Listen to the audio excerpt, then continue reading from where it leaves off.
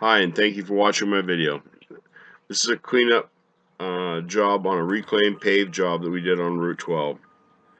The product that I'm picking up is a reclaimed windrow, which came from the asphalt being chewed up by a reclaimer, um, and then they compact and regrade. And as part of the grading operations, they ended up with quite a windrow because they're trying to match into a bridge, which is just up the road for me. I'm cleaning this windrow up off this lawn, and when I'm done cleaning it up, I will place topsoil on it, and it will be seeded and mulched. The machine that you see here is a rubber-tired excavator. There's a 5-foot cleanup bucket, and it has a wrist on it, and this is what we use to clean up jobs all over the tri-state area.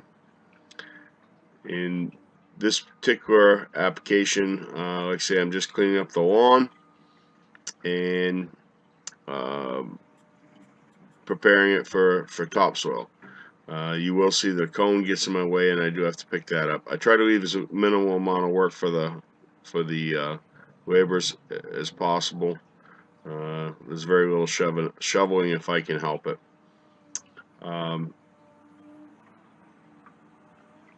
Always remember to make eye contact with the operator if you're going to be near a machine, or if you're going to walk by or beyond a machine. Make sure that you make eye contact with the operator. Here I'm trying to give you an idea of what the front of the lawns look like. And this is prior to putting topsoil down. This is after the reclaim's all picked up. And here I'm starting to add the topsoil. And this is later in the day after I've topsoiled in front of the store. And there's a little drainage ditch that runs off the lawn. Right here, I'm going to take out a slope, and that is a grade stake indicating to me how much of a cut that I have to take out of the slope. There's about a 3-foot cut that has to come out. There's a driveway that this hill is impeding their side of view. That'd be looking from where the homeowner comes out of their driveway. And as you can see, as we progress along in the photographs, I will trim this slope out and make it so their visibility is better. This is when I have it just about completed, and now their line of sight is much better. This is from up top looking down on the road. This is a ditch that I had to do because there was flood damage down the side of the road. As you can see, there's a very steep slope on the back side. I've already started digging this slope out, and this is where the rock ditch ended before, and I'm tying into this rock ditch.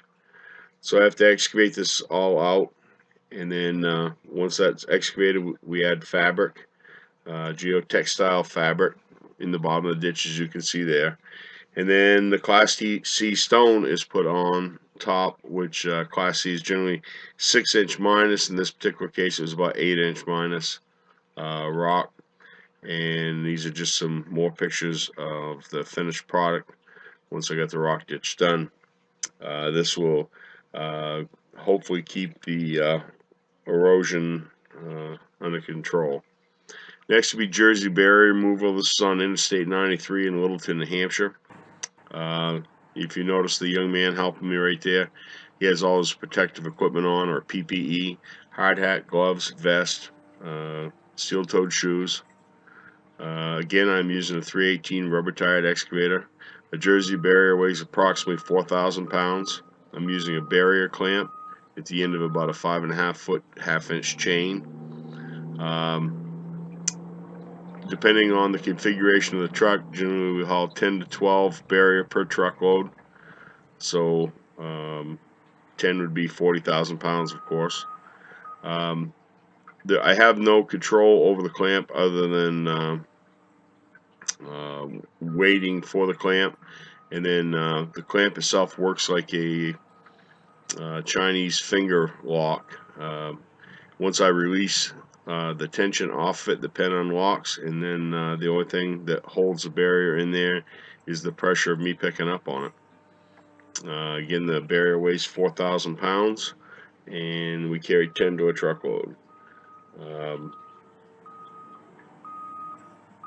Once again, when I have this on, I have uh, minimal control as far as machine controls, but I use the weight of the barrier against itself to keep it from swinging, and I try to keep the manpower out of the way. As you can see, the clamp swinging freely right there. And now we're going to slope pipe with a 325 cat. And these are existing pipe runs that already have pipe in the ground that has rotted out over the years.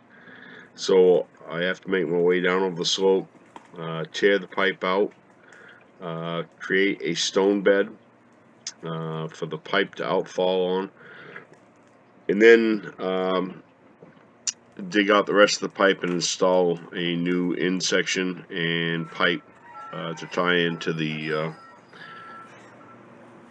drain inlet at the top of the bank. Right here you'll see that I'm digging out the old pipe. You'll see the pipe come up out of the ground, and once that I get far enough out of that, I'll build a stone pad, and then because I have to, it's a one-shot deal, I have to build it as I go, and then I'll build the stone pad and put the new pipe in the ground, and then replace the guardrails, and it's all done. The next thing you'll see is we're putting a slope back together. This is further up the road. This is one of the longer slopes. The slope that I'm down over is approximately a 2-to-1. And by a 2-to-1, I mean that for every foot that, for every 2 feet that I go out, I go down 1 foot. So this is 2-to-1 or steeper. As you can see, the excavator is trying to slide down the hill as I'm working. I do have my seatbelt on. It's actually quite safe, although it may look precarious to some. It's really nothing that a machine can't handle. Again, I'm working in the same place. As I work my way back up out, the stone pad is already in. It's just out of view. We already have siltation fence in.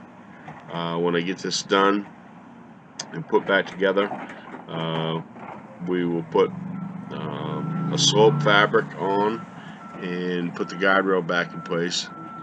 And you can see the drain inlet right there. That's where we tied in with the slope pipe. And you can see right here that it's actually quite steep. And I do have live traffic there, so I can't reach out very far with the stick. This is as I'm getting up close to the top of the slope, and just finishing out the cleanup. And like I say, then we'll have to reinstall the guardrails. And then you see we have sandbags right there. That's to because I've run the berm over. That'll be the temporary berm until we can put a bituminous curb back in. And I'm going to come up out on a flat ground here. As you can see, when I drive up through, it's quite steep. Nice and gentle. Set it back on the ground and turn around and go back to work. So that's how you clean up a slope with the 325C. As we move on, we'll move on to another little different application with the 325. We put in a header. Oh, actually, there's the slope fabric that I was talking about.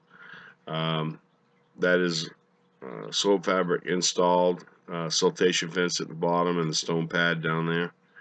That fabric is stapled in place. This is the stone in section that I was talking about with the pan and then the stone pad. And we're going to put in a precast head wall right now with the 325. In the next photo, you'll see I'm walking into the old head wall that was in place.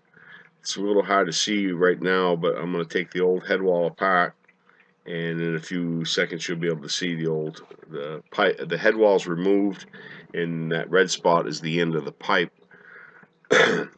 um, the loader is putting a piece of the pipe through the new head wall, and the reason for that is when I lift the head wall and set it in, which I'm getting ready to do now, is pick this head wall up and set it down over the bank.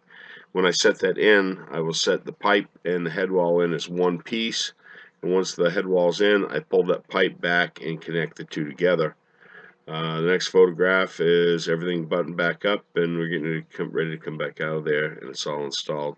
I hope you enjoyed the video. Thank you.